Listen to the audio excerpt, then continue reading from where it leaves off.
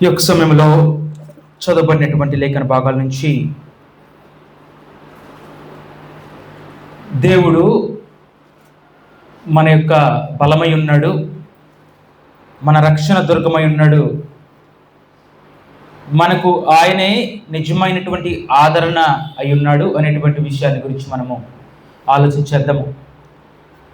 కీర్తన గ్రంథము మనం చదువుకున్నటువంటి లేఖన భాగము 46వ కీర్తన 1-2 వచనాలు చదువుకున్నప్పుడు, దేవుడు మనకు ఆశ్రయమును దుర్గము నై ఉన్నాడు, ఆపత్కాలములలో ఆయన నమ్ముకోదగిన సహాయకుడు. God is our refuge and strength and very present help in trouble అన్నాడండి. కావున భూమి మార్పు నొందినను, నడి సముద్రములలో పర్వతములు మునిగినను, వాటి జలములు ఘోషించినను, నురుగు కట్టినను, ఆ పొంగునకు పర్వతములు కదిలినను మనము భయపడము. ప్రతి ఒక్కరూ కూడా ఏదో ఒక సమయంలో బలహీనతలో, భయాలలో, ఇబ్బందులలో, కష్టాల్లో మనిషి కదిలిపోతూ ఉంటాడు. ఆ కదిలిపోతున్నప్పుడు నిజంగా మనకి ఆ బలము, ఆ యొక్క స్థితి ఏదైతే ఉందో ఆ స్థితి నుంచి బయటపడటానికి మనకు నిజంగా మన బలం సరిపోదు, మన స్థాయి శక్తి సరిపోకపోవచ్చు. అటువంటి సమయంలో ఏ నరుడు ఏమి చేయలేడు, ఆ స్థితి నుంచి బయటపడేటువంటి అవకాశం లేదు అనుకున్నప్పుడు మన యొక్క స్ట్రెంగ్త్ ఎవరి వైపు చూస్తామంటే, మన బలం కొరకు ఎవరి కోసం చూస్తామంటే దేవాది దేవుని పైన ఆధారపడి ఉంటాడు. ఇక్కడ కీర్తనకారుడు ఆయన రాస్తూ దేవుని గురించి, ఆయన దేవుడి పైన ఏ విధంగా ఆధారపడ్డాడు, దేవుడు మనకు ఆశ్రయము, ఆశ్రయస్థానం దేనికని, వాస్తవానికి ఆశ్రయం దేనికి? ఈ ఇబ్బందుల్లో ఉన్నటువంటి వారికి తమ ఉన్నటువంటి ప్రాంతంలో కానీ, తమ ఉన్నటువంటి స్థితి కానీ వరదలు వచ్చాయి, వారి ఇల్లు మొత్తం కూడా వరదల్లో కొట్టుకుపోయింది, వారు నివసించడానికి స్థానం లేదు. కాబట్టి వారు ఒక ప్రాంతంలో నివసించాలి, ఒక ఆశ్రయ స్థానం కావాలి, ఆశ్రయ పురం కావాలి. అలాగనే వారు నిలదొక్కోవడానికి వారికి బలం కావాలి, స్ట్రెంగ్త్. ఆహారం లేకుండా ఉంటారు అనేక దినాలు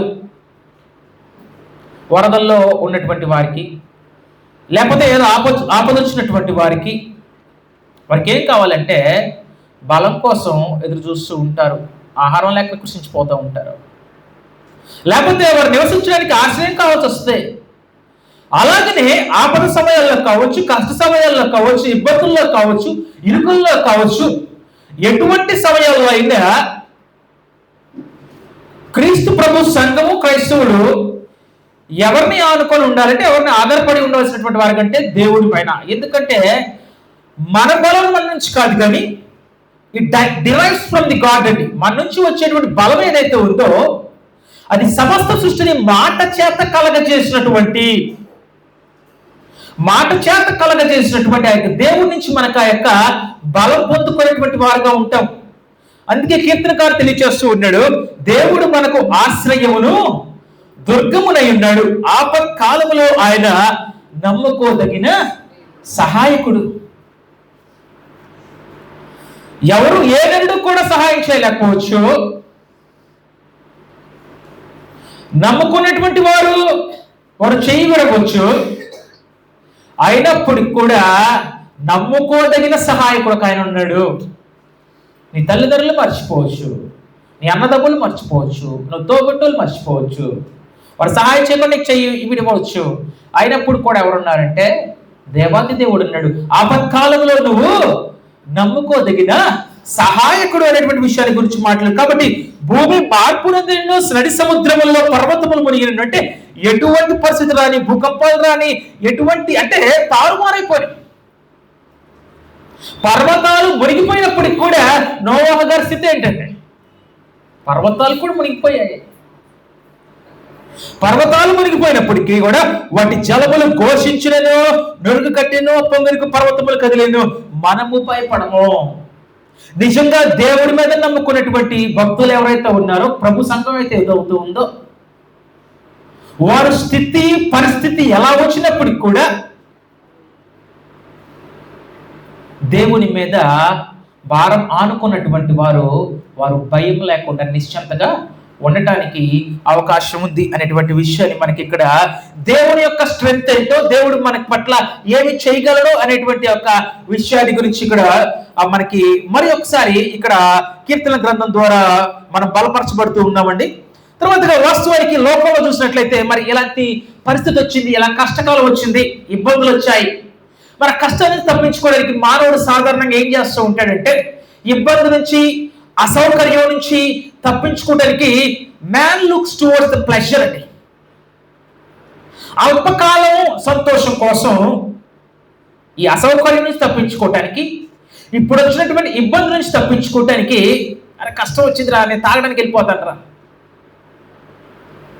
ఇబ్బంది వచ్చింది ఎక్కడికి వెళ్ళిపో, దేన్ని ఆశ్రయిస్తున్నాడు? Cheap pleasure, cheapest pleasure. ఇబ్బంది వస్తే దేని వైపు వెళ్ళిపోతున్నాడట? చీపెస్ట్ ప్లెజర్కి వెళ్ళిపోతున్నాడు, తప్పుడు మార్గంలోకి వెళ్ళిపోతున్నాడు.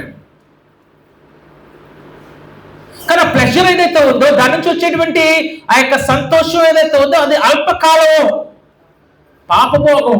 అల్పకాలము పాపభోగం. ఒక ఆయన అల్పకాలము పాపభోగం అనిపించడం కంటే దేవుని ప్రజలతో శ్రమ అనుభవించటం మేలు అనుకున్నాడు మోషే గారు. అవునండి.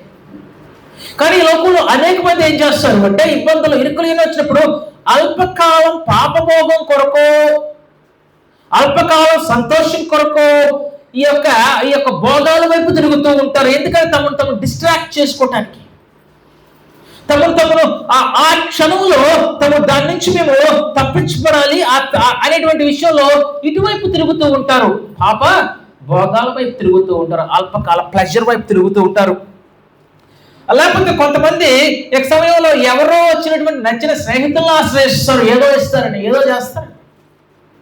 లేకపోతే తమకున్నటువంటి పొసెషన్ కలిమిని ఆశ్రయిస్తూ ఉంటారు. కలిమిని ఆశ్రయించేటువంటి వారు కొంతమంది ఉంటారు, జనాన్ని ఆశ్రయించేటువంటి వారు కొంతమంది ఉంటారు, లేకపోతే ప్లెజర్ని ఆశ్రయించేటువంటి వారు కొంతమంది ఉంటారు.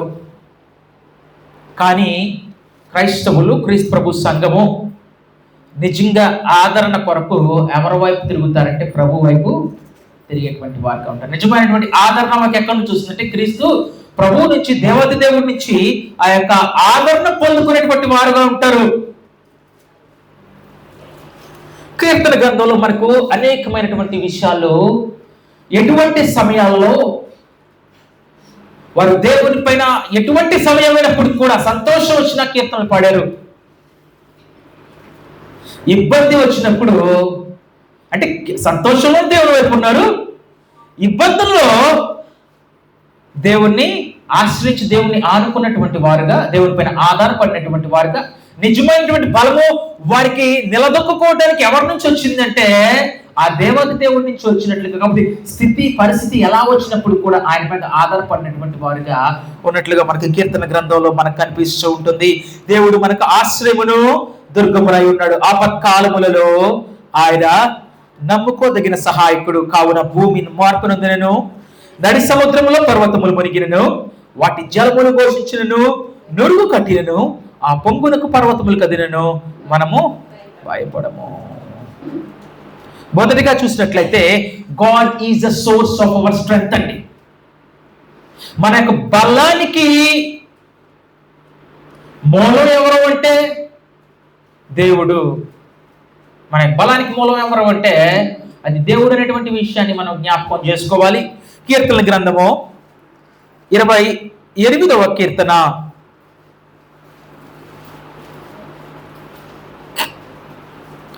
28వ కీర్తన 7వ వచనంలో ఈ విధంగా తెలియజేస్తూ ఉన్నాడు.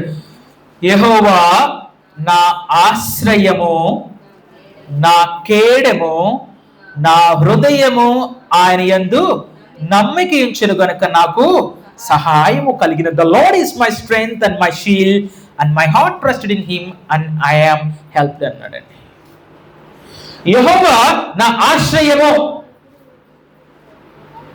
అంటే నాకు బలాన్ని ఇచ్చింది. ఇంగ్లీష్లో ఏమన్నాడు? ఆశ్రయము అన్నాడు. తెలుగులో ఇంగ్లీష్లో ఉన్నాడు the lord is my strength, నాకు బలాన్ని ఇచ్చేది. బలహీన సమయాల్లో, నేను బలహీన సమయాల్లో ఉంటే, బలహీన సమయాల్లో కూడా నాకు నిజంగా బలాన్ని ఇచ్చేది. ఆ సమస్య నుంచి బయటపడటానికి, నిలదొక్కుకోవడానికి ఎవరు నిజమైనటువంటి బలాన్ని ఇచ్చేదంటే దేవుడు. కాబట్టి ఆయన ఆశ్రయ దుర్గము, he is my true strength అనేటువంటి విషయాన్ని గురించి మాట్లాడుతున్నాడు. నా కేడెము, మై షీల్డ్. యుద్ధానికి వెళ్ళేటప్పుడు షీల్డ్, కవచాన్ని పట్టుకుంటారండి. షీల్డ్ అనేటువంటి చుట్టూ రౌండ్గా ఉంటుంది, దాన్ని పట్టుకొని తమను కాపాడుకుంటూ ఉంటారు. కేడాన్ని పట్టుకొని ఆపదల నుంచి కాపాడేదిగా ఉంటుంది. శత్రువులు వేసేటువంటి బాణాన్ని అది అరికట్టేదిగా ఉంటుంది షీల్డ్ ఏదైతే ఉందో. కేడెము కూడా, దేవుడు కూడా అలాంటి వాడే. ఆయన కేడెముగా ఉన్నాడు, నాకు బలముగా ఉన్నాడు. నేను ఆపదల నుంచి లేకపోతే ఇటువంటి స్థితి నుంచి కాపాడు ఆయన మీద ఆధారపడినప్పుడు, ఆయన స్థితి పరిస్థితి ఎలా ఉన్నప్పుడు కూడా మార్చగలిగినటువంటి వాడు అనేటువంటి విషయంలో మీరు రాస్తూ ఉన్నారు. యెహోవా నా ఆశ్రయము, నా కేడము, నా హృదయము ఆయన యందు నమ్మిక ఉంచెను గనుక నాకు సహాయము కలిగెను. దేవుని యందు నమ్మిక ఉంచింది కనుక సహాయము కలిగింది. విశ్వాసము అల్ప విశ్వాసం కాదండి. ఎందుకు సందేహపడ్డామని పేతురు గారిని అడుగుతారు అనేక మందిని కూడా. ఓ అల్ప విశ్వాసులారా, అల్ప విశ్వాసులారా అనేటువంటి విషయం యేసుక్రీస్తు వారు అనేక మందిని గురించి మాట్లాడుతూ ఉంటారు. ఆయన అనేకమైనటువంటి కార్యాలు చేసినప్పటికీ, వాళ్ళ కళ్ళ ముందు చేసినప్పటికీ, నీటి మీద నడిచినప్పుడు కూడా ఏం చేస్తారంటే ఇంకా ఎక్కడో వారి విశ్వాసంలో లోపంగా ఉంటూ ఉంది.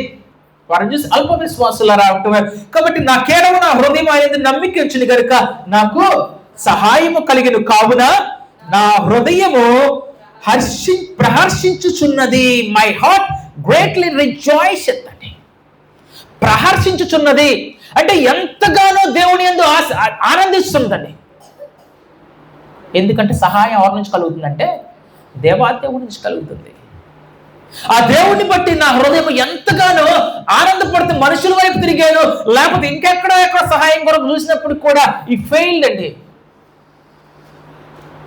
అందరూ కూడా చేయి విడిచేటువంటి వారే. కానీ నిజమైనటువంటి సహాయం చేయగల సమర్థుడు, శక్తిమంతుడు ఎవరు అంటే దేవాది దేవుడు అనేటువంటి విషయాన్ని గురించి కూడా మనకు జ్ఞాపకం చేస్తూ ఉన్నాడు. ప్రార్థించినది కీర్తనలతో నేను ఆయన్ను స్తుతించుచున్నాను. కాబట్టి నిజమైనటువంటి యొక్క బలము అనేది మన నుంచి రాదండి. వాడు మూర్ఖుడు ఎవడైతే ఇది నేను చేయగలను అనుకుంటున్నాడో దేవుడి సహాయం లేకుండా, దేవుని యొక్క సహాయం లేకపోతే ఏదైనా కూడా బ్రతికొనటానికి నెక్స్ట్ మినిట్లో ఊపిరి పీల్చుకోవడానికి అవకాశం లేదండి.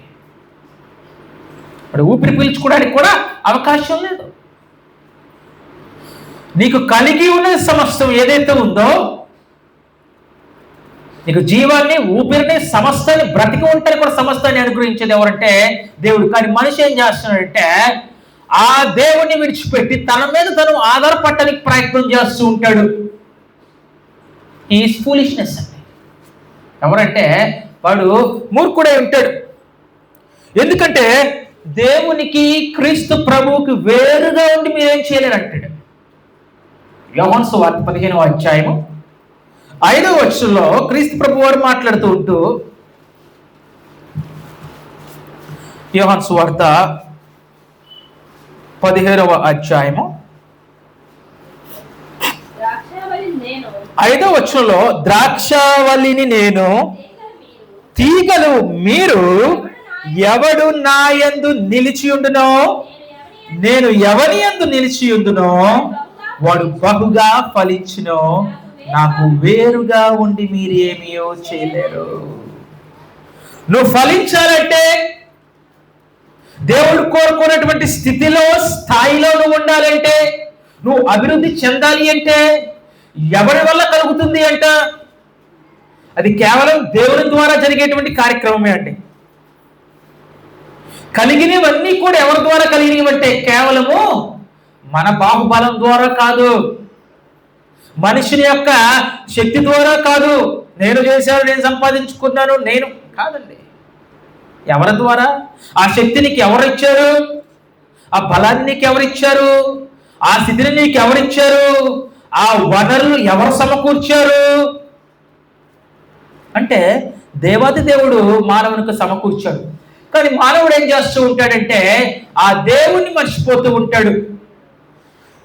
ద్రాక్షావల్లిని నేను, తీగలు మీరు, ఎవడు నా యందు నిలిచి ఉండునో నేను ఎవని యందు నిలిచి ఉండేవాడు బహుగా ఫలించు. నాకు వేరుగా ఉండి మీరు ఏమీ చేయలేరు. మొదటిగా జ్ఞాపకం చేసుకుంది ఏంటి అంటే, తన మీద తను ఆధారపడేటువంటి మానవుడు జ్ఞాపకం చేసుకోవాల్సింది ఏంటి అంటే, క్రీస్తు ప్రభువుకి వేరుగా ఉండి నువ్వు ఏమీ చేయలేవు. ఒకవేళ నువ్వు ఏం సంపాదించినా, ఏమి కట్టుకున్నా, నువ్వు ఏం చేసినా సరే దాని వెనక ఉన్నటువంటి శక్తి ఒకటి ఉంది. సమస్తాన్ని మాట చేత కలగజేసినటువంటి శక్తి దేవాతి దేవుడు ఉన్నాడు. ఆయన బలం కలగజేశాడు గనక, ఆయన సామర్థ్యం కలగజేశాడు గనక అది నీకు వీలు పడింది. అది మానవుడు, ఏ మానవుడికైనా, క్రైస్తవుడు అయినప్పటికీ, క్రైస్తవుడు కానప్పటికీ భౌతిక సంబంధమైనటువంటి ప్రతి ఆశీర్వాదాన్ని దేవుడు అనుగ్రహిస్తున్నాడు. కాబట్టి ఫలించాలి, క్రీస్తు కోరుకున్నటువంటి ఫలము ఫలించాలి. అభివృద్ధి చెందాలంటే ఎవరికి వేరుగా ఉండకూడదు? క్రీస్తు ప్రభువుకు వేరుగా ఉండకూడదు. అలాగనే ఫిలిప్పీయులకు రాసిన పత్రిక, దేవుడు సహాయకుడిగా ఉంటే మనం ఏ స్థితి అయినా సరే దాన్ని దాటగలవండి. ఎటువంటి కష్టం రాని, ఎటువంటి ఇబ్బంది రాని, ఎటువంటి అనారోగ్యం కానీ, ఎటువంటి పరిస్థితి ఉన్నప్పుడు కూడా దేవుడే సహాయకుడిగా ఉంటే ఆ స్థితి నుంచి నువ్వు, పరిస్థితి అలా ఉన్నప్పటికి కూడా ఆ పరిస్థితిని కూడా జయించగలిగేటువంటి శక్తిని, ఆత్మస్థైర్యాన్ని దేవుడు అనుగ్రహిస్తాడు. ఫిలిప్పీయులకు రాసిన పత్రిక 4వ అధ్యాయము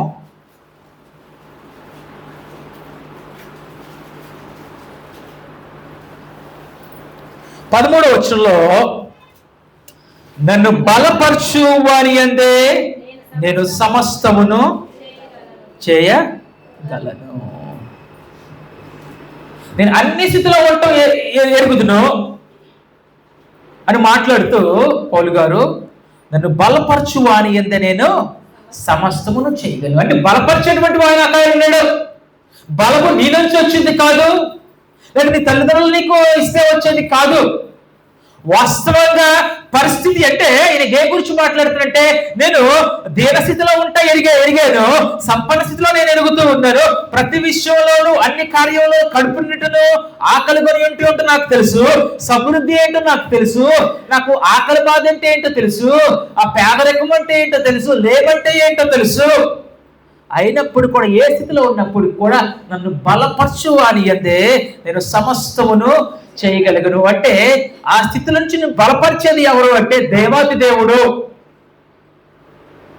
దేవాతి దేవుడు మాత్రమే ఏ స్థితిలో ఉన్నప్పుడు కూడా ఆయన బలపరచగలడు అనేటువంటి ఒక ఆలోచన కలిగినటువంటి భక్తి పరులు. మరి మన యొక్క ఆలోచన ఏంటి? మీరు ఎవరిపైన, మనం ఎవరిపైన ఆధారపడి ఉన్నాము? ఆధారపడినట్లయితే నిజంగా we derive hour strength from the God అండి. నిజమైనటువంటి బలము, ఆ యొక్క ధైర్యం ఎవరినో ఉంచి వస్తుందంటే నా దేవుడి నుంచి మనకి వచ్చేదై ఉంటది. కాబట్టి స్థితి ఏదప్పుడు కూడా we can endure all things in Christ అండి.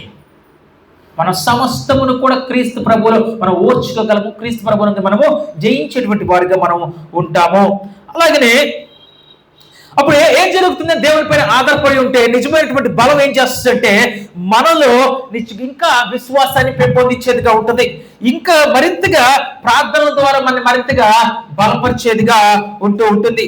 అలాగనే చూసినట్లయితే యెషయా గ్రంథం 40వ అధ్యాయము, దేవుడే మనకి నిజంగా he is the source of our strength అనేటువంటి విషయాన్ని చూస్తాం. మనకు బలాన్ని ఇచ్చేది ఎవరు అంటే దేవాతి దేవుడే అనేటువంటి విషయాన్ని గురించి మనము ఆలోచన చేస్తూ ఉన్నాము. యెషయా గ్రంథము 40వ అధ్యాయము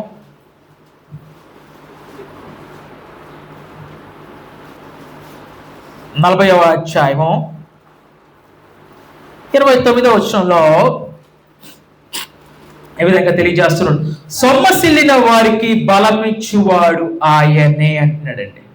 సొమ్మసిల్లటం అంటే ఫెయింటెడ్, కళ్ళు తిరిగి పడిపోతారు కదా, నీరసించి పడిపోతారు కదా. అలాగనే జీవిత పోరాటంలో కానీ అలసిపోయినటువంటి వారికి, దీనులైనటువంటి వారికి, దేవుడి పైన ఆధారపడినటువంటి వారికి ఎవరు బలం ఇచ్చేది? ఎవరు? హూ స్ట్రెంగ్థన్స్ అంటే సొమ్మసిల్లిన వారికి పవర్ ఇచ్చేది, బలం ఇచ్చేవాడు ఆయనే. ఎవరైతే ఆయన ఎంత హంబుల్ గా ఉంటారో, తమను తగ్గించుకున్నటువంటి స్వభావంగా ఉంటారో, తమను హెచ్చించుకున్నటువంటి వారు. మానవుడు పరిస్థితిని బట్టి ఏం చేస్తాడు అంటే తలకెక్కుతుందంట అనేక సార్లు కాదండి. తమను దేవుని ఎదుట తమ స్థితి ఏంటి, పరిస్థితిని బట్టి ఏం చేయాలంటే దేవుని ఎదుట తగ్గింపు కలిగినటువంటి వారుగా ఉండాలి. సొమ్మసిల్లిన వారికి బలం ఇచ్చేవాడు ఆయనే. ఆయనే శక్తిహీనులకు బలాభివృద్ధి కలగ చేయవాడు ఆయనే. లోకం శక్తిహీనంగా చూడవచ్చు, లోకం అయిపోయిందిరా అయిపోయి అనుకోవచ్చు, కానీ దేవుని మీద ఆధారపడినప్పుడు నిజంగా శక్తిహీనులకు కూడా ఏమి అవ్వదండి. ముందు అడగటానికి అవకాశం లేదన్నప్పుడు కూడా శక్తిహీనులకు కూడా బలాభివృద్ధి కలగ చేయవాడు ఆయనే. శూన్యం నుంచి సమస్తాన్ని కలగజేసిన దేవుడు. ఏమీ లేదు అప్పుడు దాకా, నాన్ ఎగ్జిస్టెన్స్. కలుగును గాక అంటే కలిగింది. లాజరస్ దగ్గరికి వచ్చేటప్పుడు, అనేక మంది దగ్గరికి వచ్చినప్పుడు నిద్రపోతున్నారు అన్నాడు. లేని దాన్ని ఉన్నట్లుగా పిలిచేటువంటి దేవుడు, లేని దాన్ని ఉన్నట్లుగా పిలిచేటువంటి దేవుడు. ఆ దేవునికి అసాధ్యమైనది ఏది కూడా లేదు అనేటువంటి విషయాన్ని, అందుకే సొమ్మసిల్లిన వారికి బలం ఇచ్చేవాడు ఆయనే, శక్తిహీనులకు బలాభివృద్ధి కలగ చేసేటువంటి వాడు ఆయన మాత్రమే అనేటువంటి విషయాన్ని ఇక్కడ మనకి మరలా జ్ఞాపకం చేస్తున్నాడు. కాబట్టి మన నిజమైనటువంటి బలము, సోర్స్ ఆఫ్ అవర్ స్ట్రెంగ్త్ ఎవరంటే దేవాతి దేవుడు. అది మన నుంచి, మన శక్తి నుంచో అది వచ్చేది కాదు అనేటువంటి విషయాన్ని జ్ఞాపకం చేస్తూ ఉన్నాడు. అదే యొక్క అధ్యాయంలో 31వ వచనం గనక మనం చూసుకున్నట్లయితే, యెహోవా కొరకు ఎదురు చూచువారు నూతన బలము పొందుదురు. యెహోవా కొరకు ఎదురు చూడటం అంటే ఆయన మీద ఆధారపడటము. నాకు నిజంగా సహాయం చేసేది ఆయనే, ఆయన ఉన్నాడు అనేటువంటి, ఆయన ఉనికి కలిగి ఉన్నాడు, ఆయన యందు జీవించడం, ఆయనతో జీవించేటువంటి వారు, ఆయనకు వేరుగా జీవించినటువంటి వారు, ఆయన కలిగి జీవించేటువంటి వారి యొక్క స్థితి ఎలా ఉంటుందంటే యెహోవా కొరకు ఎదురు చూసేటువంటి వారిగా ఉంటారు. యెహోవా కొరకు ఎదురు చూచు నూతన బలము పొందుదురు. వారు పక్షిరాజుల వలె రెక్కలు చాపి పైకి ఎగుదురు, అలయక పరిగెత్తుదురు, సొమ్మసిల్లక నడిచిపోదురు. అలయక పరిగెత్తడం సాధ్యమా? కష్టాలు వస్తూ ఉన్నాయి. ఇబ్బందులు వస్తూ ఉన్నాయి, ఒకదానికొకటే. ఎంత దూరం ఎంత దూరం ఇస్తారు? మీ శక్తి మీద మీరు నమ్ముకుంటే ఎంతవరకు వెళ్తారు? మీ ధనం మీద మీరు నమ్ముకుంటే, మరి ఒక మానవుడి మీద నమ్ముకుంటే వాడు ఎంతవరకు చేయగలరు? నీకు ఎంతవరకు చేయగలరు? ఎంతవరకు ఎదగలరు? ఎంతవరకు పరిగెత్తగలరు? అవకాశం ఉండదు, అలసిపోతారు. చాలయ్య పల్ల కాదు ఇంకా. కానీ యెహోవా కొరకు ఎదురు చూచువారు అంటే ఆయన యందు వేరుపడినటువంటి వారుగా ఉంటారు, ఆయన ఆజ్ఞల ప్రకారం తమ జీవితాన్ని కట్టుకున్నటువంటి వారుగా ఉంటారు, దేవునికి లోబడి విధేయత చూపించేటువంటి వారుగా ఉంటారు. వారికి ఎవరు అంటే నూతన బలం పొందదురు. ఈరోజు సమస్య వచ్చినప్పటికీ, ఇబ్బంది వచ్చినప్పటికీ, దీనస్థితిలో ఉన్నప్పటికీ, ఆత్మ అనేక విషయాలు మిమ్మల్ని కృంగతీస్తున్నప్పటికీ కూడా నూతన బలాన్ని పొందుకుంటారంట. నూతన బలాన్ని పొందుకుంటారు. సూర్యుడు ఉదయం లెగుస్తూ అలాగా ఏ విధంగా తర్వాత అస్తమించినప్పటికీ తన పవర్ తగ్గిపోతూ ఉంటుంది. కానీ అలాగనే తగ్గిపోతున్నప్పుడు కూడా మరలా నూతన బలాన్ని పొందుకున్నట్లుగా మనం కూడా దేవుల్లో ఉన్నటువంటి వారికి నూతన బలం, నూతన ఉత్సాహం పొందుకున్నటువంటి వారు పక్షిరాజు వల్ల గ్రద్ద ఏం చేస్తుంది తెలుసా? అన్నిటికంటే చాలా హైట్లో ఉంటుందండి. అలా ఒక్కసారి రెక్కలాడించింది, అలాగ చాపి కాకి 100 సార్లు రెక్కలాడించాలంటే గ్రద్ద అలాగా ఒక్కసారి ఆడిస్తే అలా వెళ్ళిపోతుంది. పక్షి రాజు వలె రెక్కలు చాపి పైకి ఎగురుదురు, అలయక పరిగెత్తుదురు, సొమ్మసిల్లక నడిచిపోదు. You will not faint. పరిస్థితులు బాగలేదు, ఇబ్బందులు వచ్చాయి, కష్టాలు వచ్చాయి, ఇంకేదో ఆత్మలో కృంగదీస్తున్న సమస్య ఏదో అయినప్పటికీ కూడా సొమ్మసిల్లేటువంటి వారుగా ఉండరు. మరుసటి రోజుని కూడా దేవుడి మీద ఆధారపడినటువంటి వారికి నూతన బలాన్ని పొందుకుంటారు అనేటువంటి విషయాన్ని గురించి ఇక్కడ మరలా మనకి జ్ఞాపకం చేస్తుంటాడు. God is the source of our strength. దేవుడే నిజంగా మనకి ఆ యొక్క బలాన్ని ఇచ్చేది ఎవరు అంటే దేవత దేవుడు అనేటువంటి విషయాన్ని జ్ఞాపకం చేస్తూ ఉన్నాడు. కాబట్టి ఆయన మీద ఆధారపడాలనేటువంటి యొక్క విషయాన్ని మనకి బలంగా భక్తులు మనకి జ్ఞాపకం చేస్తున్నారు. ఎందుకంటే వారికి వచ్చినటువంటి బలము అది దేవత దేవుడి నుంచి వచ్చింది. వారు రాజులైనా కావచ్చు, ఇంకా ఏ స్థితిలో ఉన్నటువంటి వారైనా కావచ్చు. చూసినట్లయితే తర్వాతగా ఒకవేళ ఆ స్థితి ఉన్నప్పుడైతే దేని కొరకు ప్రార్థన చేయాలి అంటే ఆ స్థితి దాటిపోవడానికి బలం కొరకు ప్రార్థన చేయాలి. మనం ఆ స్థితిలో బలాన్ని దయచేయమని మనం ప్రార్థన చేయవలసిన అవసరం ఉంది. అలాగే చూస్తే రెండవదిగా God is our refuge in the times of our trouble అండి.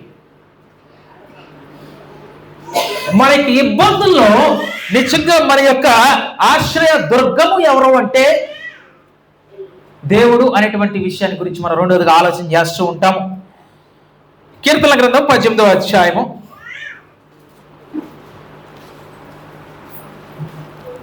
18వ అధ్యాయము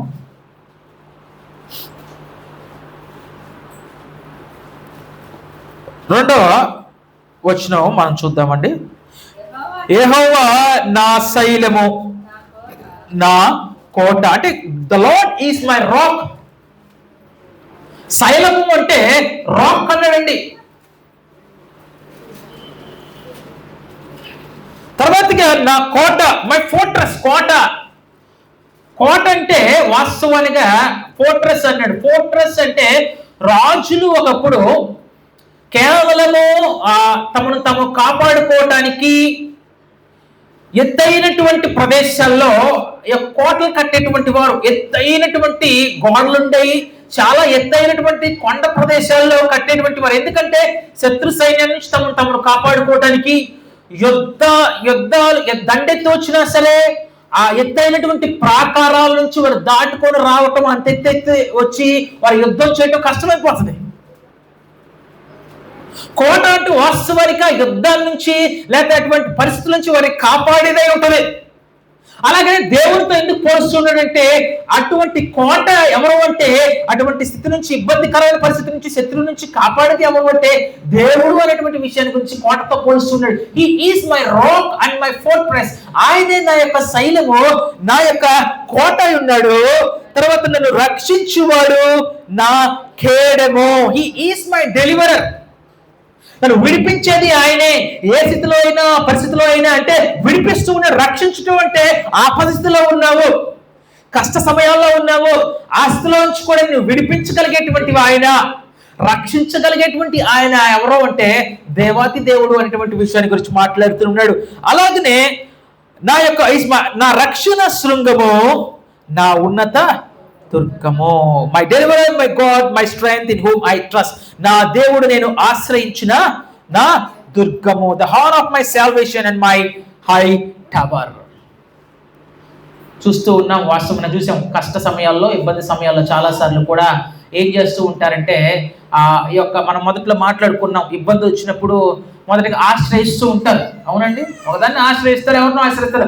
అలాగనే అన్నిటికంటే ఆశ్రయం ఎవరి నుంచి రావచ్చు, కానీ నిజమైనటువంటి ఆశ్రయ స్థలము ఎవరున్నారంటే రెఫ్యూజ్ ఎవరు అంటే దేవాది దేవుడు. నోవహు గారికి ఓడ ఏమయ్యింది? రెఫ్యూజ్ అయి ఉంది. నోవహు కుటుంబానికి రెఫ్యూజ్ ఏంటి? నోవహు కుటుంబానికి ఆశ్రయ స్థలం ఏంటి? మొత్తం కూడా మొత్తం ఆ యొక్క భయంకరమైనటువంటి యొక్క భూమి యొక్క అగాధ జలాలు ఆకాశం నుంచి తూములు తెరుచుకున్నాయి, భూమి యొక్క తూములు తెరుచుకున్నాయి. చూస్తే పర్వత శిఖరాలు కూడా మునిగిపోయేటువంటి స్థితిలో అప్పటికి ఇంకా రాలా. కానీ వారిని కాపాడగలిగేటువంటి ఆశ్రయం మొత్తం వారు కట్టుకున్నటువంటి ఇల్లు, భూమి మీద ఉన్నటువంటి ఆ ప్రాంతం ఉన్నటువంటి మొత్తం కూడా మునిగిపోతామంటే ఆశ్రయ స్థలమైంది ఏంటిది? కేవలము దేవుడు ఏర్పాటు చేసినటువంటి స్థలము మాత్రమే తప్ప వేరేది ఏది కూడా వారికి ఆశ్రయ స్థానము కాలేదు. నోవహు గారికి ఏమైందంటే ఆ యొక్క ఓడ, దేవుడు ఇచ్చినటువంటి ఆజ్ఞ ఇచ్చినటువంటి ఓడ మాత్రమే నోవహు గారికి ఆ రోజు వారి కుటుంబానికి ఆశ్రయ స్థలంగా మారింది అనేటువంటి విషయాన్ని మనకి ఇక్కడ జ్ఞాపకం చేస్తూ ఉన్నాడు. అలాగనే సౌలు గారు ఏం చేద్దాం అనుకున్నాడంటే దావీదు గారిని చంపేద్దాం అనుకున్నాడు. అవునండి, చంపేద్దాం అనుకుంటుంటే దావీదు గారికి రెఫ్యూజ్ ఎవరయ్యారంటే దేవుడు అయ్యాడు. చంపేద్దాం అనుకున్నాడు, ఎక్కడ కనిపిస్తాడు. కానీ ఆ సమయంలో కూడా రెఫ్యూజ్ ఎవరయ్యారంటే దేవుడు అయి ఉన్నాడనే విషయాన్ని గురించి మనకి జ్ఞాపకం చేస్తున్నాడు. అలాగే ఆదిమ సంఘము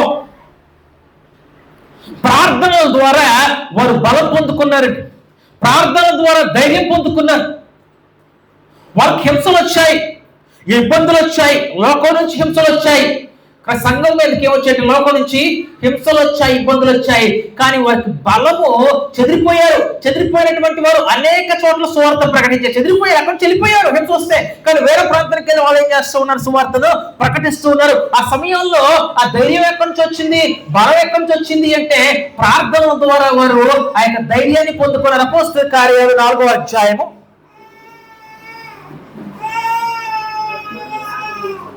అపోస్తలుల కార్యాలు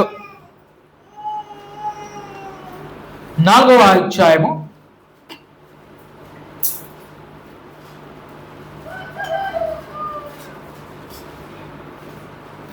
27వ వచనం నుంచి మనం చదువుకుందామండి. ఏమి జరగవలెనని నీ హస్తమును నీ సంకల్పమును ముందు నిర్ణయించినో వాటన్నిటిని చేటికై నీవు అభిషేకించిన నీ పరిశుద్ధుడైన సేవకుడైన యేసునకు విరోధముగా హేరోదు, పొంతు పిలాతును అన్ని జనులతోనూ ఇశ్రాయేల్ ప్రజలతోనూ ఈ పట్టణం ముందు నిజముగా కూడుకోయేది. ప్రభువా, ఈ సమయమునందు వారి బెదిరింపులు చూచి రోగులను స్వస్థపరచుటకును నీ పరిశుద్ధ సేవకుడైన యేసు నామము ద్వారా సూచక క్రియలను మా కార్యమును చేయుటకు నీ చెయ్యి చాచి ఉండగా నీ దాసులు బహుధైర్యముగా నీ వాక్యను బోధించినట్లు అనుగ్రహించము. ఇదిగో వారు ఎంత అధికారం ఎందుకు నిలిచినప్పుడు, భయంకరమైనటువంటి పరిస్థితిలో కూడా పొంతు పిలాతు యొద్ద ఏ విధంగా యేసుక్రీస్తు వారిని తీసుకెళ్ళినప్పుడు ఆయన సత్యాన్ని ప్రకటించారు, దేవుని యొక్క చిత్తాన్ని నెరవేర్చినట్లుగానే ఆయన నెరవేరుస్తూ ఉన్నాడు ధైర్యంగా నిలబడి. అదే విధంగా మేము కూడా నిలబడినప్పుడు నీ దాసులు బహుధైర్యము నీ వాక్యం బోధించినట్లు అనుగ్రహించము. అదే చెయ్యి మా మీద ఉంచు. ఏ చెయ్యి అయితే యేసుక్రీస్తు వారిని నడిపించాము భూలోకంలో ఆయన శరీరధారిగా వచ్చినప్పుడు, అదే బలము చేత మమ్మల్ని నడిపించు. ఆ యొక్క నడిపించిన విషయాలు మాట్లాడుతున్నాడు. వారు ప్రార్థన చేయగానే వారు కోడి ఉన్న చోటు కంపించినండి. చూడండి, దేవుడు ఎంత నేరుగా వాస్తవానికి ఆ యొక్క రోజుల్లో వాక్యము స్థిరపరచుండగా దేవుడు నేరుగా ఏం చేశాడు, అనేకమైనటువంటి అద్భుత కార్యములు చేశాడు, మిరాక్యులస్ థింగ్స్ చేశాడు. దాంట్లో వాడు ప్రార్థన చేసిన వెంటనే ఏం జరిగిందంటే అక్కడ వారి కూడి ఉన్న చోటు కంపించును. అప్పుడు వారందరూ పరిశుద్ధాత్మతో నిండిన వారి దేవుని వాక్యమును ధైర్యముగా బోధించు. వాస్తవానికి పరిశుద్ధాత్ముడు ఆ రోజు నేరుగా ఆ విధంగా పనిచేశాడు. కానీ ఈ రోజు పరిశుద్ధాత్ముడు ఎలా ఉన్నట్టు మనలో ఉంటూ మనల్ని ధైర్యపరుస్తూ ఉంటాడు. బాప్తిసం తీసుకున్నటువంటి వారికి ఏం చేస్తాడు, పరిశుద్ధాత్మను సంచికరువుగా దేవుడు మనకు అనుగ్రహిస్తూ ఉన్నాడు. కాబట్టి చూసినట్లయితే రెండోదిగా మనం చూసాము, అటువంటి సమయాల్లో కూడా నిజంగా మన యొక్క ఆశ్రయ స్థానం ఎవరు అంటే దేవుడు అనేటువంటి విషయాన్ని గురించి మాట్లాడుతూ ఉన్నాడు. మూడోదిగా చూసినట్లయితే మనకు ఆదరణ ఇచ్చేది, మనం దుఃఖంలో ఉంటే మనకు ఆదరణ ఇచ్చేది ఎవరు అంటే దేవుడు. నిజమైనటువంటి ఆదరణ. మనుషులను చూసినప్పుడు కూడా వారు ఏం చేస్తారంటే నీ ఇబ్బందులు చెప్పినప్పుడు ఇది మంచిగా అయిందిరా అంటారు. బయటికి నవ్వుతూ ఉంటారు, అవ్వా అలా అయిందా, అలా జరిగిందా. లోపల మనుషులు, చెడు స్వభావం కలిగిన మనుషులు అందరూ కాదండి, అందరూ కాదు, అందరి గురించి మాట్లాడుతున్నారు. సాధారణ స్వభావం కలిగినటువంటి మనుషులు ఏం చేస్తారు అంటే అటే పోడికి ఇబ్బంది వస్తే అది ఎవడైనా కావచ్చు, ఆనందించకూడదండి. ఎవడ ఇబ్బందుల్లో అయినా పరిస్థితుల్లో అయినా అలా రాకూడదని కోరుకోవాలి తప్ప వాడికి అలా వచ్చింది కదా ఆనందపడకూడదు, మంచిగా అయిందని ఆనందపడకూడదు, అది తప్పండి. చూసినట్లయితే God comforts his children in సారో. దుఃఖంలో నిజమైనటువంటి ఆ యొక్క ఆదరణ ఇచ్చేది ఎవరు అంటే దేవుడు అనేటువంటి విషయాన్ని గురించి మాట్లాడుతూ ఉంటాడు. కొరింథీయులకు రాసిన 2వ పత్రిక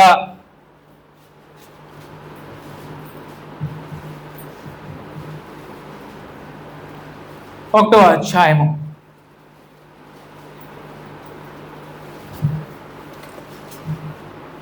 1వ అధ్యాయము 3 నుంచి చదువుకుందాము. కనికరము చూపు తండ్రి సమస్తమైన ఆదరణను అనుగ్రహించు దేవుడు. ఎవరండి తండ్రి? అలాంటి వాడంట, కనికరించేటువంటి వాడు. హి షోస్ మర్సీ అండి. ఆయన కఠినుడు కాదండి, ఆయన కఠినుడు కాదు. ఎవరు అంటే జాలి చూపించే ఆయన, కనికరము చూపించేటటువంటి ఆయన. కనికరము చూపు తండ్రి, అందుకే కనికరం కల తండ్రి అని ప్రార్థన చేస్తామండి. ఆయన కఠిను కాడు, ఆయన కనికరం చూపేటువంటి ఆయన. నీ పరిస్థితి ఎప్పుడైతే నువ్వు ఆయన మీద ఆ నమ్మిక ఉంచుతావో నీ స్థితిలో పట్ల కూడా ఆయన కనికరం చూపిస్తాడు. కనికరం చూపించాడు కనుకే క్రీస్తు ప్రభు లోకానికి వచ్చాడు. కనికరం చూపించాడు కనుకే ఆయన ఎందుకు ఉచితంగా మన పాపాలు క్షమించబడుతూ ఉన్నాయి. కనికరము చూపు తండ్రి సమస్తమైన ఆదరణను అనుగ్రహించు దేవుడు.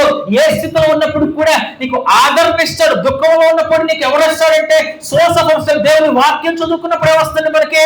దేవుడు మనతో మాట్లాడుతూ ఉన్నాడు. వాక్యం ద్వారా నీకేం కలుగుతుంది?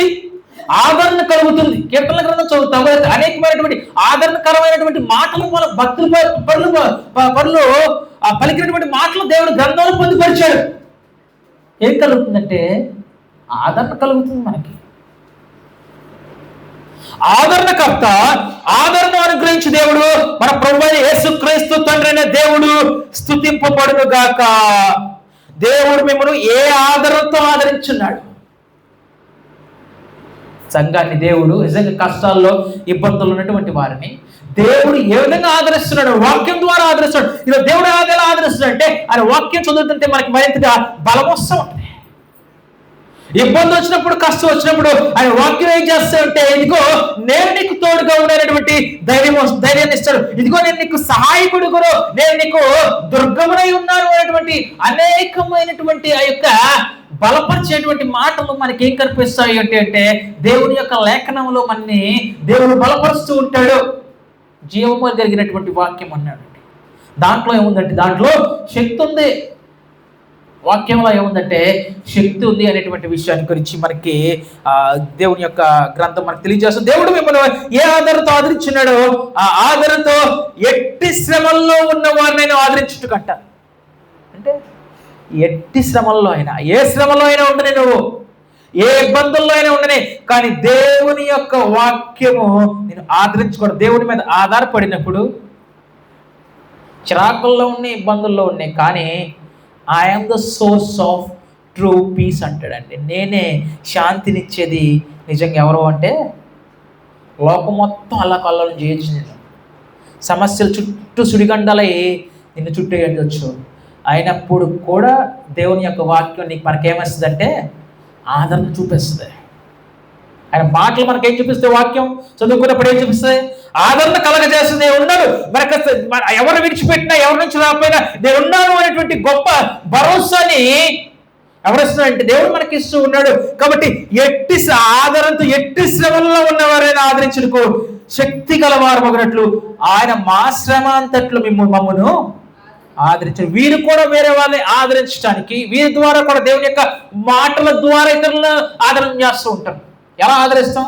నా మాటల ద్వారా ఆదరించడం కష్టం, కానీ దేవుని మాటల ద్వారా, దేవుడు పొందపరిచినటువంటి ఆ యొక్క మాటల ద్వారా ఇతరులను ఆదరించవచ్చు. ఎందుకంటే ఆదరించే శక్తి ఎవరికి ఉందంటే మనిషినికి కాదు, కానీ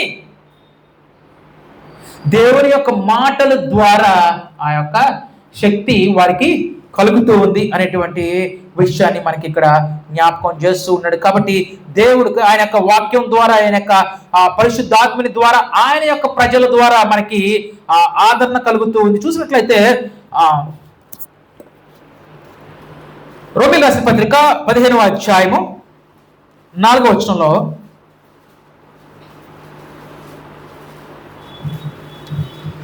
దేవుని యొక్క మొదటిగా దేవుని యొక్క వాక్యం ద్వారా ఆదరణ కలుగుతుంది. నేను వాక్యం చదువుకున్నప్పుడు ఏం చేస్తుందంటే ఆదరణ కలుగుతుంది. 15:4 ఏలయనగా ఓర్పు వలనను లేఖనము వలనని. లేఖనం అంటే దేవుని యొక్క వాక్యం అండి. ఓర్పు వలన, లేఖనం వలన, ఆదరణ వలన మనకు నిరీక్షణ కలుగుటకై. ఆదరణ వల్ల ఏం కలుగుతుందంటే నిరీక్షణ కలుగుతూ ఉంది. పూర్వమందు రాయబడినవన్నీ మనకు బోధ కలుగు నిమిత్తము రాయబడి ఉన్నది. కాబట్టి ఈ God comforts us through his word. వాక్యం ద్వారా మనల్ని ఆదరపరుస్తూ ఉంటాడు. తర్వాత యోహాను సువార్త 14వ అధ్యాయం 26వ వచనం చూసినట్లయితే పరిశుద్ధాత్మని ద్వారా ఆదరపరుస్తూ ఉంటాడు. తర్వాతగా నోట్ చేసుకోండి, మనం చదవం కానీ యోహాను సువార్త 14:26లో తర్వాతగా ఆయన యొక్క ప్రజల ద్వారా తెస్సలోనికీయులకు రాసిన మొదటి పత్రిక 5వ అధ్యాయము, తెస్సలోనికీయులకు రాసిన మొదటి పత్రిక 5వ అధ్యాయము 11వ వచనంలో మీరిప్పుడు చేయించున్నట్లుగానే ఒకరినొకడు ఆదరించి ఒకరినొకడు క్షేమాభివృద్ధి కలుగచేయరు. కాబట్టి మూడవదిగా ఆయన వాక్యము నెరిగినటువంటి ప్రజల ద్వారా ఏం కలుగుతుంది? ఆదరణ కలుగుతుంది. కాబట్టి ఒకరినొకడు ఏం చేస్తున్నారంటే ఒకరినొకడు ఆదరించుకోండి. ఒకరినొకడు సమయాల్లో ఉన్నప్పుడు ఏం చేయాలంటే ఆదరించండి. స్థితి పరిస్థితులను ఒకరినొకడు ఏంటంటే ఆదరించండి అనేటువంటి విషయాన్ని గురించి ఇక్కడ మాట్లాడుతూ ఉన్నాడు. తర్వాతగా దేవుడు నలిగిన హృదయం వారికి ఎక్కడ ఉన్నాడంటే దూరంగా లేడు. నువ్వు దేవుని పైన ఆధారపడ్డావు, నీకు కష్టం వచ్చింది, ఇబ్బంది ఉందంటే నీకు దేవుడు దూరంగా ఉండడు. ఆయన ఎక్కడున్నాడంటే నలిగిన హృదయం కలిగి దేవుని మీద ఆధారపడి నువ్వు జీవితాన్ని జీవిస్తే ఆయన నీకు దగ్గరగానే ఉన్నాడు అనేటువంటి విషయాన్ని గురించి కీర్తనకారుడు కీర్తన గ్రంథం 34వ కీర్తన 34వ కీర్తన 18వ వచనంలో మనకి ఈ విధంగా తెలియజేస్తూ ఉన్నాడు. విరిగిన హృదయము గల వారికి యెహోవా ఆసన్నుడు. అంటే నియర్ అండి, ఆసన్నంగా ఉన్నాడంటే దగ్గరగా ఉన్నాడు. ఎవరికి? విరిగినటువంటి హృదయం. లోకంలో ఎవరో బాధించవచ్చు, లోక భారం ద్వారా, లేకపోతే నువ్వు కృంగిపోయి ఉండొచ్చు, శోధన ద్వారా, ఇబ్బందుల ద్వారా, నష్టాల ద్వారా నువ్వు నలిగిపోయి ఉండవచ్చు. అయినప్పుడు కూడా దేవుని మీద ఆధారపడి జీవించినట్లయితే, ఆయన ఆజ్ఞలందు జీవిస్తున్నట్లయితే, ఆయనకు విధేయుడై జీవించినట్లయితే నీకు దగ్గరగా ఉన్నాడు. విరిగిన హృదయములో గలవారికి యెహోవా ఆసన్నుడు, నలిగిన మనస్సు గలవారిని ఆయన రక్షించును, విడిపించునండి. దాని ద్వారా నలిగిపోయినట్లయితే,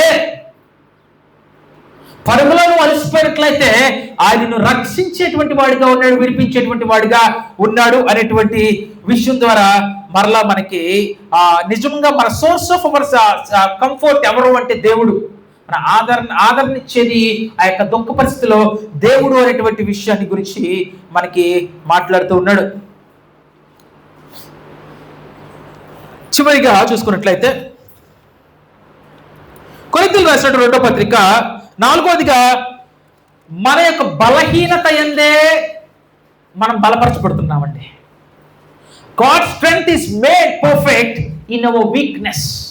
మన బలహీనతల్లో కూడా నిజంగా మనం బలపరచబడతాం. కొరింథీయులకు రాసినటువంటి 2వ పత్రిక 12వ అధ్యాయము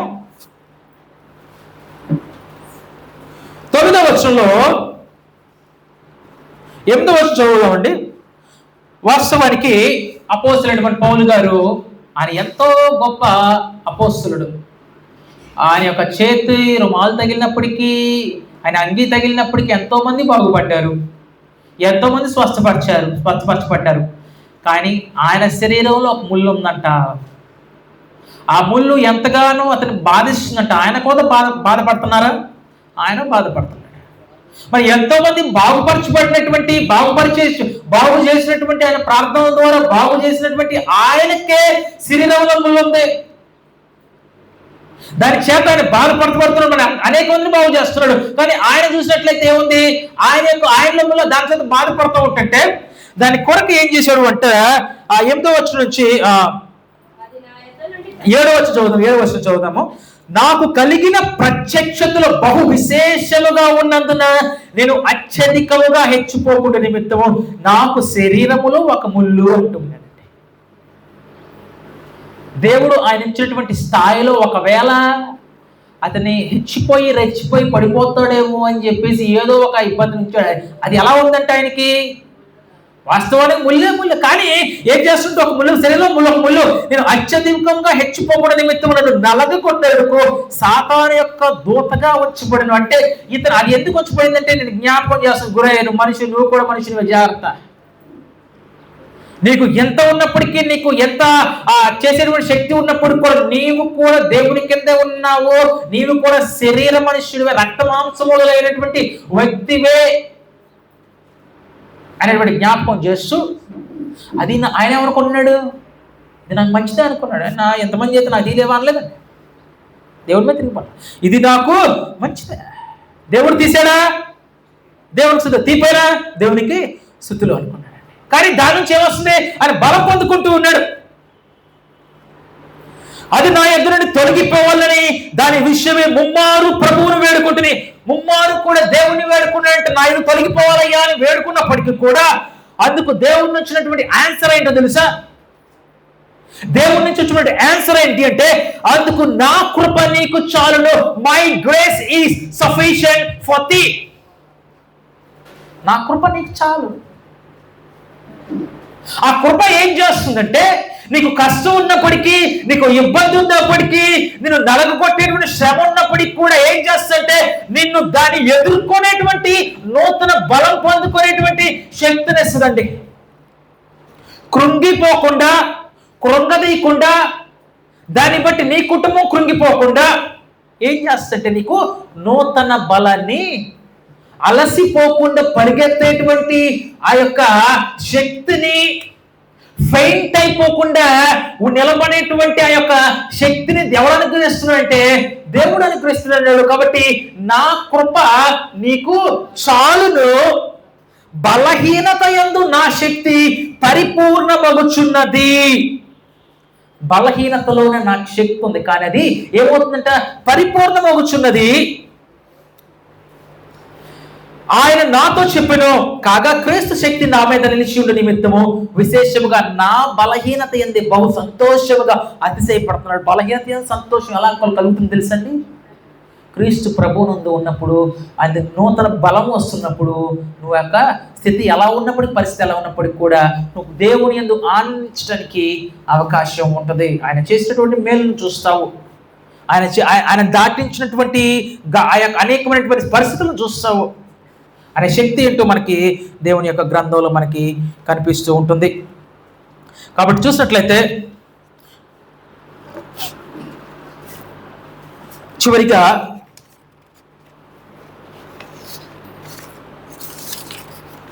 దేవుడు మనకి ఏ విధంగా ఆశ్రయదుర్గమై ఉన్నాడు అనేటువంటి విషయాన్ని మనం చూసామండి. దేవుడు మనకి ఏ విధంగా కష్ట సమయాల్లో మనకి బలాన్ని ఇస్తూ ఉన్నాడు, ఏ విధంగా మనకి ఇబ్బంది సమయాల్లో ఆయన ఆశ్రయస్థానంగా ఉంటున్నాడు, మన దుఃఖంలో ఉన్నప్పుడు ఏ విధంగా దేవుడు మనని ఆదరిస్తూ ఉన్నాడు, తన ప్రజలను తన పిల్లలను ఇదే విధంగా ఆదరించగల శక్తిమంతుడై ఉన్నాడు అనేటువంటి విషయాన్ని గురించి మనం చూస్తూ ఉన్నాము. చివరిగా కీర్తన గ్రంథం చదువుకొని ముగించుకుందామండి. కీర్తన గ్రంథం 23వ అధ్యాయము.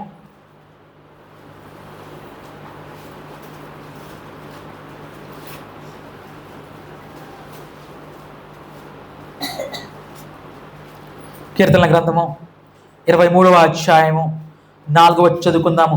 గాఢాంధకారపు లోయలలో నిన్ను సంచరించినను ఏ అపాయమునకు భయపడను. నీవు నాకు తోడయుందువు, నీ దుడ్డు కర్రయు నీ దండమును నన్ను ఆదరించును. ఏ స్థితిలో ఉన్నప్పటికి కూడా, పరిస్థితి ఎలా ఉన్నప్పటికి కూడా, ఎంత భయంకర పరిస్థితి అయినప్పటికి కూడా మనకి సహాయము తోడు ఎవరు అంటే దేవాతి దేవుడు అనేటువంటి విషయాన్ని గురించి మాట్లాడుతూ ఉన్నావు. కాబట్టి దేవుడు మనతో ఉన్నప్పుడు మనం ఒంటరి కాదు. దేవుడు మనతో ఉన్నప్పుడు మన శక్తిహీనులం కాదు.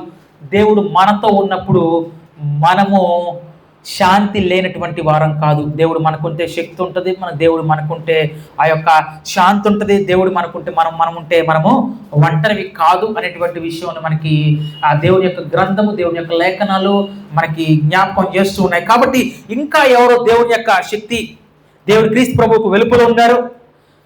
క్రీస్తు ప్రభు వెలుపలుండి నిజంగా ఆయన శక్తిని ఆశ్రయించకుండా ఉన్నారు, ఆయన ఆదరణ లేకుండా ఉన్నారు. వారు క్రీస్తు ప్రభువుని ఆశ్రయించి బాప్తిసం ద్వారా ఆయన సంఘంలో చేర్చబడాలని, నిజంగా ఆయనతో వేరుపారినటువంటి వారుగా ఉండాలని ఆహ్వానిస్తూ ఉన్నటువంటి కృషితో వాక్యం ఉన్న మీ అందరికి కూడా క్రీస్తు ప్రభువు నామమున నా యొక్క వందనాలు తెలియజేస్తున్నానండి.